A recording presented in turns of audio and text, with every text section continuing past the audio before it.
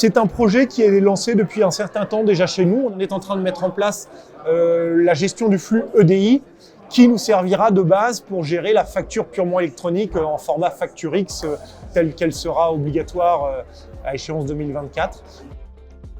On sait que nous, les obligations en termes d'émissions arrivent qu'en 2025. La facture électronique, nous, c'est un sujet, bien, ne serait-ce que pour la réception des factures des grandes entreprises. Parce que souvent, on a tendance à se focaliser sur l'échéance d'émission de la facture en fonction de notre taille d'entreprise, mais on travaille tous avec des très grandes entreprises, que ce soit sur l'énergie ou la téléphonie. Et là, pour le coup, il faut qu'on soit prêt pour recevoir ces factures-là. C'est la première échéance qu'il faut prendre en compte et mémoriser. Sur la démat fournisseur, on a déjà commencé ça depuis quelques années, mais c'est vrai que sur la facturation client, on va rentrer dans le vif du sujet là sur 2023.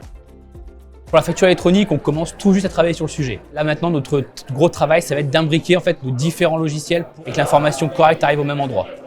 Donc ça va être un gros sujet sur l'année à venir. Les API sont très importantes pour nous. Enfin, on travaille dessus, on essaie de les développer au maximum, mais voilà, ça demande beaucoup de temps. Parce que le sujet est quand même très complexe et pas évident chez nous. Pour l'échéance au 1er juillet 2024, on va voir avec Sage 1000 comment les modalités de mise en place chez nous. Et on travaille en équipe, on est vraiment les uns pour les autres, alors chacun sur des sites différents, mais il n'empêche qu'on essaye nous de mettre en place des réunions compta et on fait des points Sage à chaque réunion compta.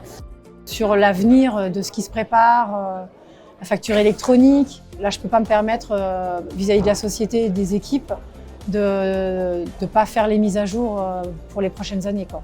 Là, c'est clair que chaque mise à jour sera faite par anticipation pour éviter les problèmes. J'ai même imposé à mon CTO de dire les 4 prochaines années, tu me mets un budget migration.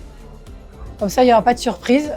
Tout le monde est au courant. L'équipe aussi de leur dire sur les prochaines années, pendant 3-4 jours, vous n'aurez peut-être plus de logiciel, on ne pourra plus rien faire, mais derrière, ça sera que du mieux.